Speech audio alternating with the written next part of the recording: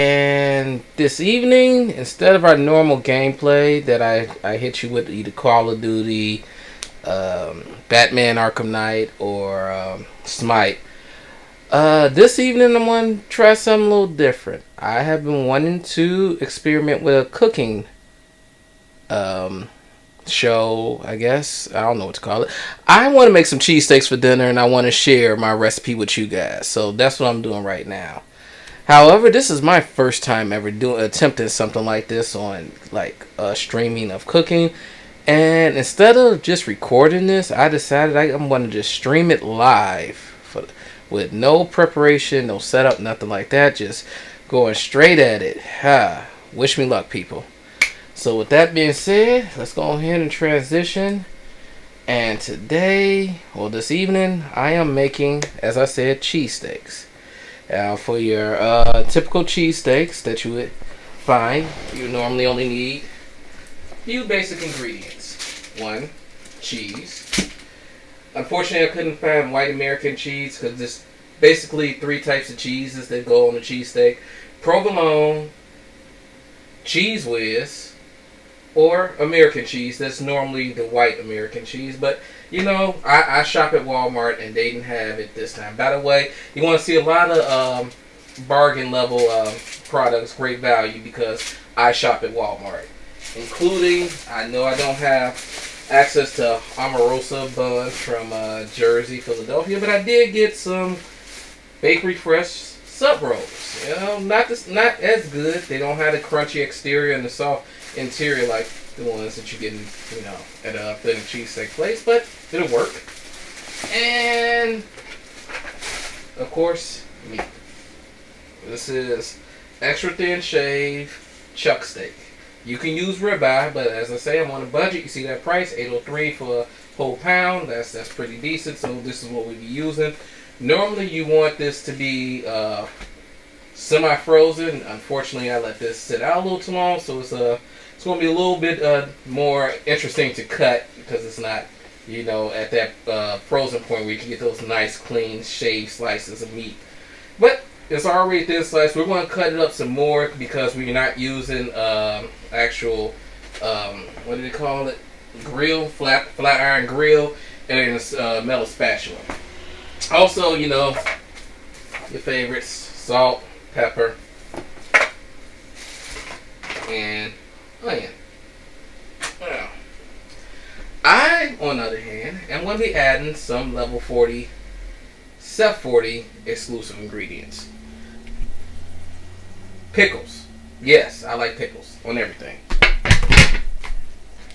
Don't at me. I know that mushrooms and peppers don't go on an authentic cheesesteak. That's why I pulled it away real quick. But I'm going to be adding some mushrooms. And since they're already sliced, don't even have to slice them.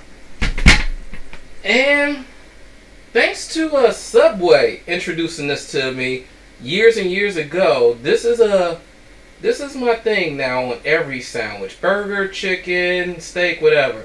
Chipotle, aioli, chipotle mayo, whatever you want to call it. This is delicious. So I'll be using this as well.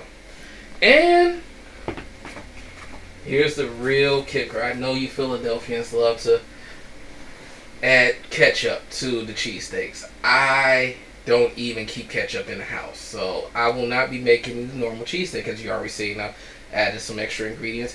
I will also be making custom teriyaki sauce, which I'm about to start right now, for teriyaki cheesesteak. So we're going to be having the Asian on the teriyaki flavors on the steak. We're going to have the American processed cheese, and then a little southwest of the border chipotle aioli. So we're doing a fusion here as far as our meal.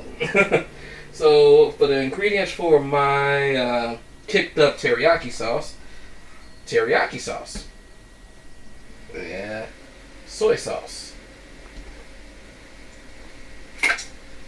pineapple juice, but this is pineapple chunks, but if you can see that, it says in 100% pineapple juice, so we'll be using the juice. Minced garlic, yeah, I'm gonna just call it Worcestershire sauce. I should have just stopped it the first time, but you know what it is. And for me, no matter what marinade sauce, whatever, this goes delicious on beef. honey. Matter of fact, you can make a simple marinade with just soy sauce and honey. But we're going to, like I said, we're kicking it up a notch. We're going to add all 3 of these ingredients and put them in our nice little squirt bottle here. So let me get started on that. And in order to do that, I'm going to put them in this jar. I'm going to combine those ingredients into that jar. Yes, this is an empty pickle jar, ladies and gentlemen, but it is clean. It's been washed several times. It has definitely been removed of all the vinegary, pickly flavor. But why waste a good jar or glass that can be, you know, multi-useful? It held the pickles at one point. Now it's going to hold this sauce as I combine and create my teriyaki flavors. So you don't have to go in any particular order, and I don't do measurements. Like I say, this is all new. Don't you know, if you like what you see, you know, try it out and, you know, add your own scientific method to it. But for right now, this is how I'm doing it. So I'm just going to start pouring in a lot of soy sauce. I really don't need that much because this is an individual serving, so I don't need to make a whole jar full of sauce right now. And I guess I should have started with the base, which is teriyaki sauce, so let's do that. So we get our 2 Asian flavors going right off the bat. Alright. And for the last dark sauce, I guess, add this Worcestershire sauce. It's still working on the angles, people. Still working on the angles. So we did Asian, I guess. Worcestershire is Old English. Just a few drops, you know, just for the flip, you know, maybe a few more. Just to get that robust meaty flavor. And says a little garlic.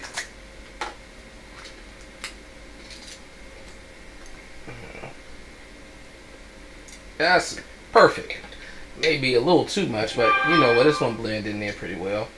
Oh, and I apologize about any beeps or whatnot. Matter of fact, I wonder if I could find some copy-free, royalty-free music to play so that y'all can, you know, not just hear the sound of my voice as I cook, but actually some delightful songs.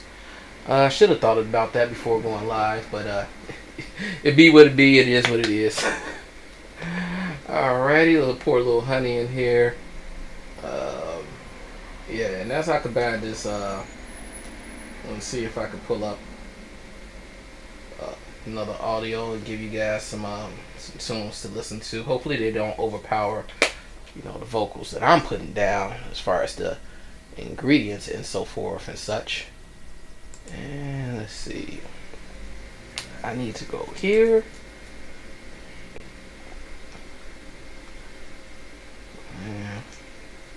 And while I'm doing that, let's crack open this pineapple juice.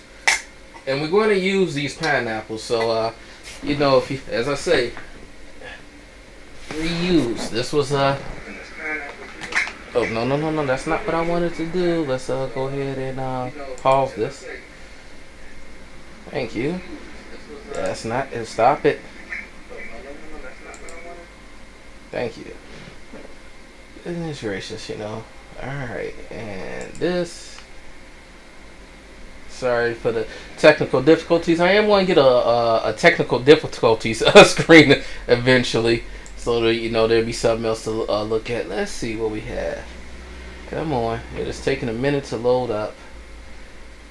Chill vibe sounds cool.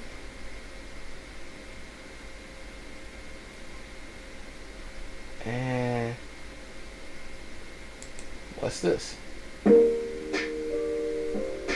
know, that sounds pretty decent. Hopefully it's not over blaring the speakers.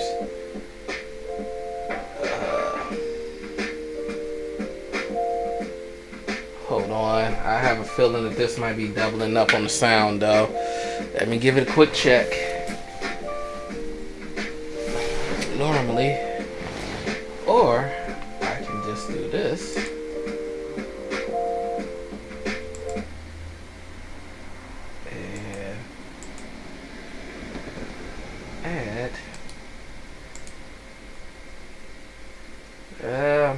Yeah, I know. I'm stuck at the sauce, ladies and gentlemen. I'm just trying to add a little background music and you know, liven it up a little bit.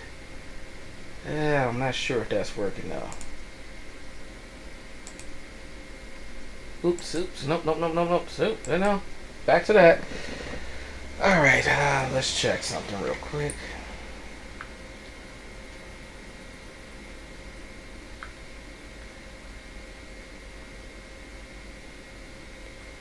Not sure if anybody else is hearing the music.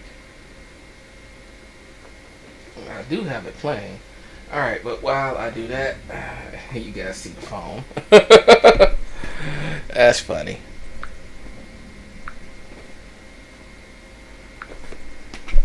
Let's see, do you hear anything? Nope, you do not hear anything. That is so unfortunate. Alright. Sorry about that, ladies and gentlemen. We'll figure out the music situation at another time. For right now, let's go ahead and add some pineapple juice here. That should be about enough. And give this a quick stir. I'm going to go rinse my fork even though the placemat is clean still.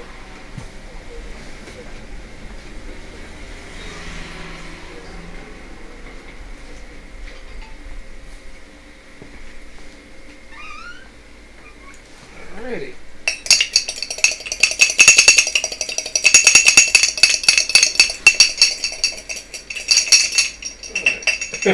I know that has to be a wonderful sound going through the computer at the moment. Alrighty, so let's go ahead and start adding this to our squeeze bottle.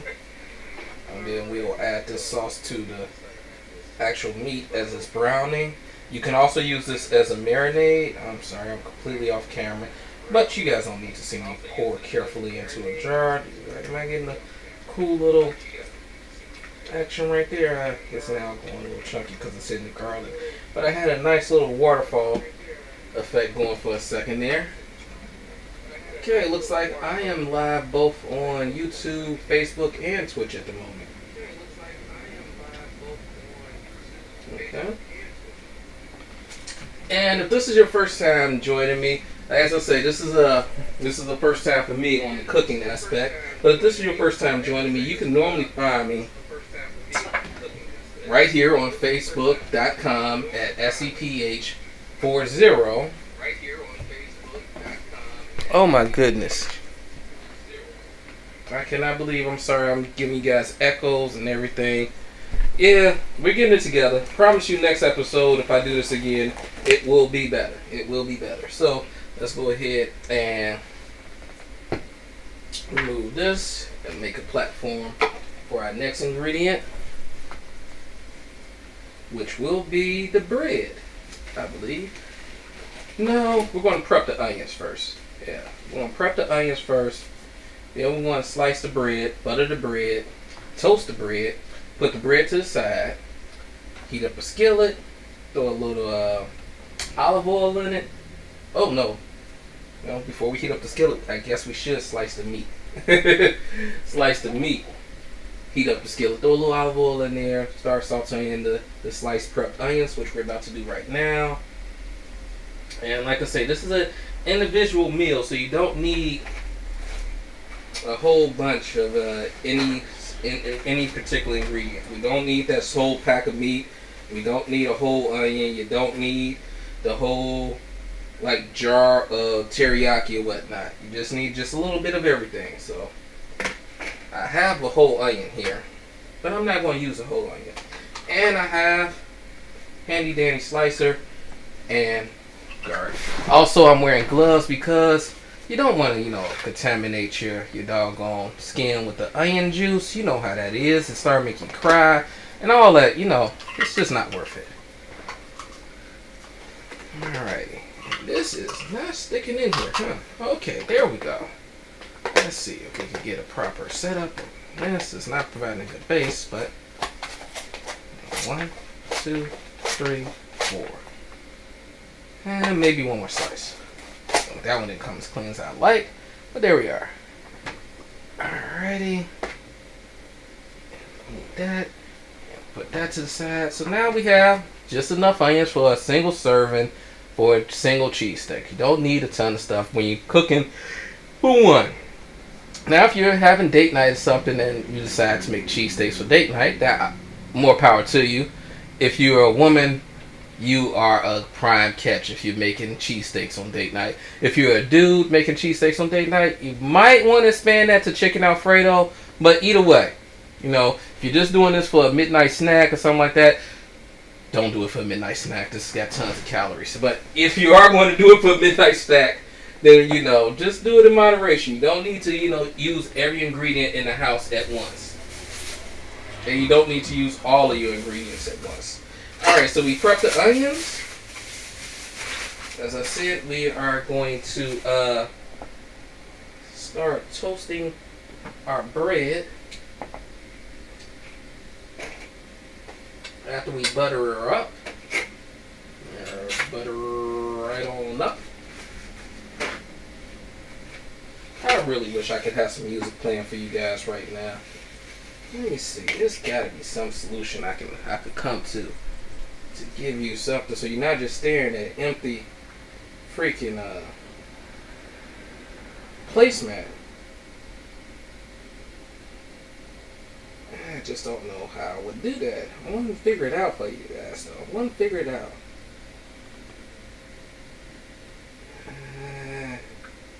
Doobie-doobie-doo. Just can't just do it right now. That's a sad part. All right. Well, we will figure that out for the next one. The next one, I already have an idea of where I may go with it. I'm thinking I want to show you guys my version of fish tacos that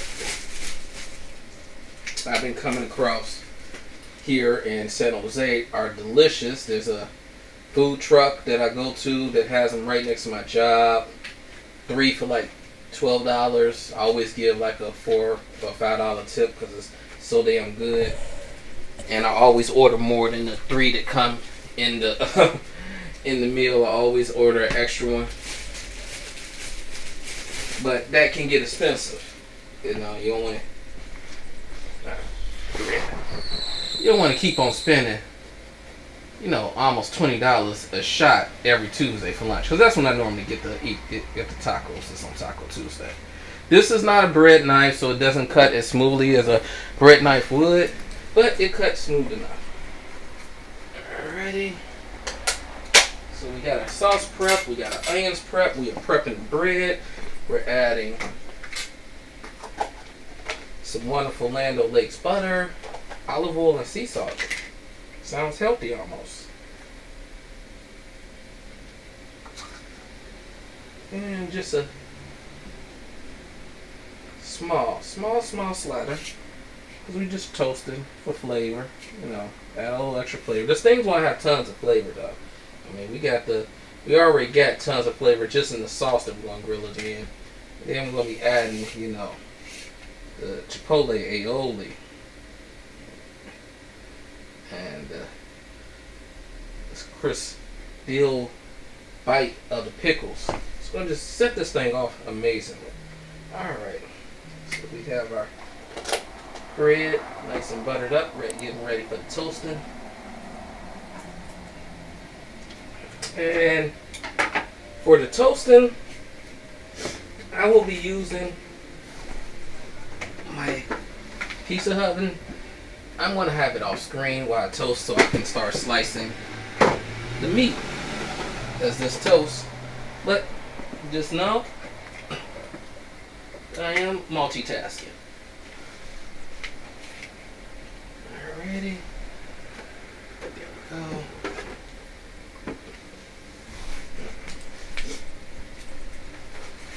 Now for the meat. And remember, we are not using this whole pack of meat. We're just not. There's no need to use this whole pack of meat. So, I highly suggest you invest in Ziploc bags. Because once you open this, you're exposing it to the elements. You want to, you know, not put it back in the freezer or refrigerator in the same package where it's got like a giant tear or whatever that we're about to rip into it. So you want to put the rest of the meat in a Ziploc bag. And then when you do that, depending on what you want to do with the meat, you can add a marinade to it. Now, I won't be doing that to this one because, one, I'm about to cook the cheesesteaks in the sauce right now. But I'm also going to use half of this meat later for some steak nachos, which I may feel myself cooking. Hopefully by that time I will have this more down pat and smoother transitions and such, and loading screens and all the whole works. Basically, the main thing is getting you guys some music to listen to, copyright free, royalty free, all that good stuff. All right, and as I said, because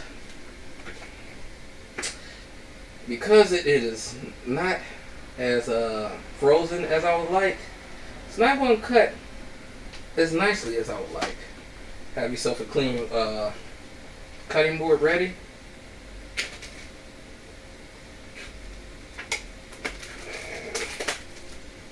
Slice this bad boy on open.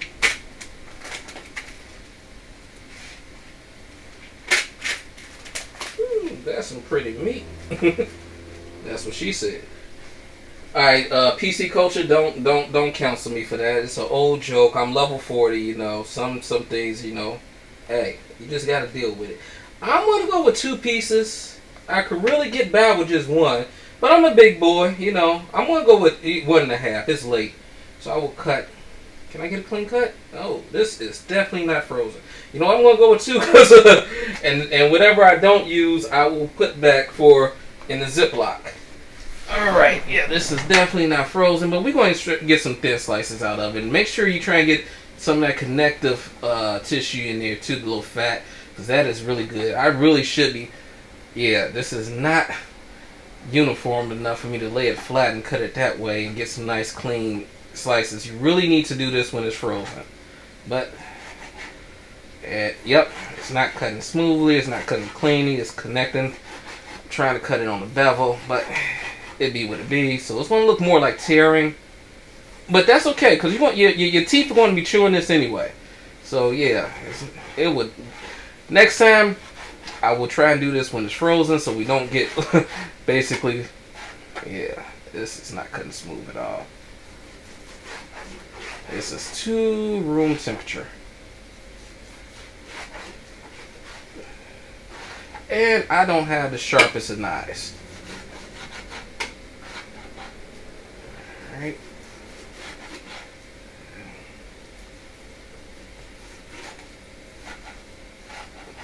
That is horrible. Horrible cutting. I would have been kicked out of culinary school if I ever went. Oh yeah, and always try and keep the blade and your knuckles parallel to one another so you don't chop off a finger. I was not using proper knife technique earlier. I'm trying to correct that now. And let's see, based off the size of the bun, that should be plenty of meat, but we only got this little scrap left. Let's give it 2 more slices. Let's call it a wrap right there, because this is doubled up. And this will go with the rest in the Ziploc for the future. Like I say, steak nachos, and next time when I cut for the steak nachos, the meat will be frozen, and we won't have to deal with that situation. Alright. Ziploc, get the Ziploc going now.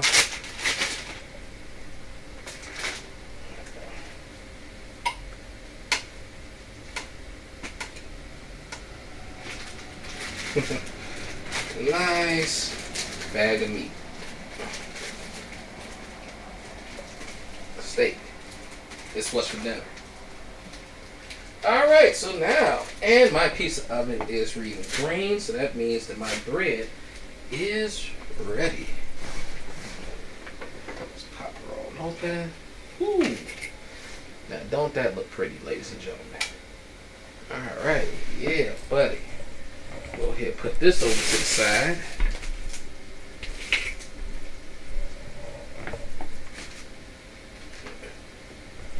This is trash. Let's throw this.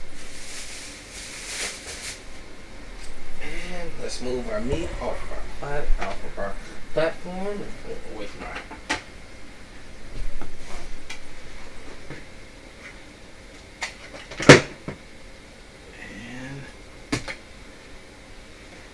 This up because we're no longer cooking bread.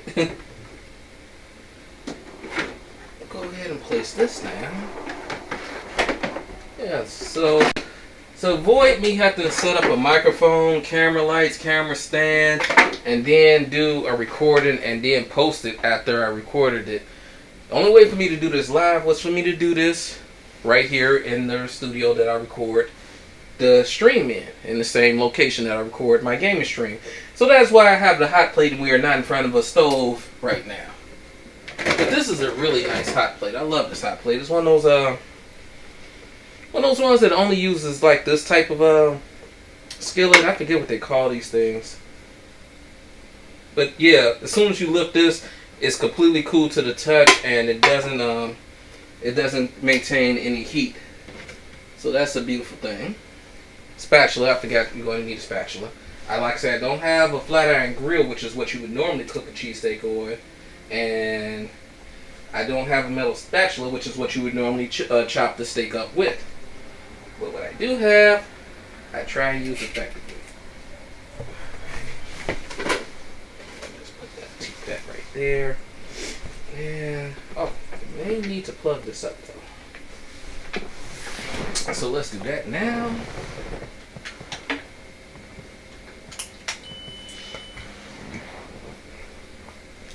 And we are going to set this to sear. So power, function, sear. Ready.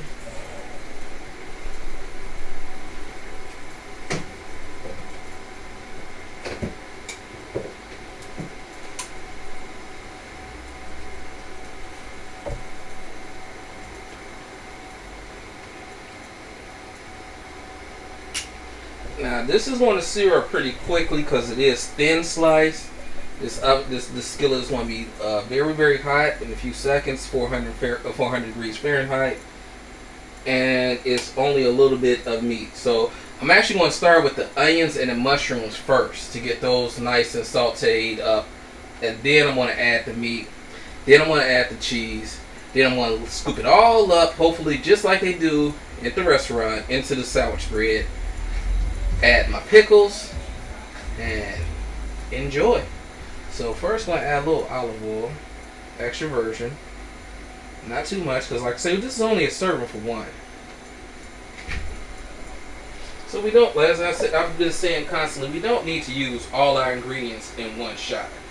Save some. Budget yourself. So,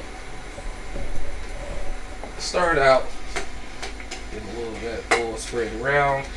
The only disadvantage to this type of induction cooking, I believe, is what the type of skillet or whatever this is that if you lift it, you hear that beep, that means in a few seconds it's going to just shut itself off because it definitely is safety over everything. So let's start with our onions. We do not need that end piece in there. That can go bye-bye. Alright. And then, because they're already sliced, but you know they're quite large. Figuring out the angles, but that's why I'm here, so I can see what I'm doing instead of in the kitchen recording this first day and coming back and looking at it in OBS Studios. So, yeah, add a few of these mushrooms. Not that many, as I say, this is a one-person sandwich. You don't want to have more veggies than you have actual meat for the sandwich. Let that sizzle up a bit.